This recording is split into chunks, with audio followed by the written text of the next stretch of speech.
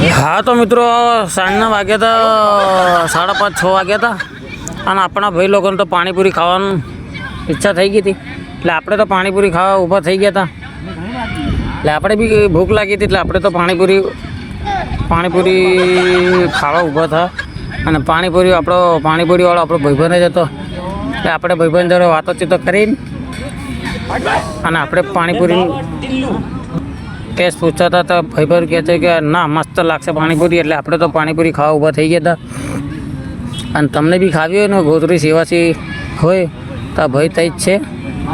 ગોત્રીથી Sevasi trip મારે છે ભાઈ તો આપણે ટેસ્ટ કરીએ છીએ પાણીપુરી તો ભાઈને તો જોરદાર લાગી છે પાણીપુરી પહેલાં ભાઈને ખવડાવી દઈએ એને પછી આપણો વારો એટલે પછી આપણે ટેસ્ટ કરી લઈશું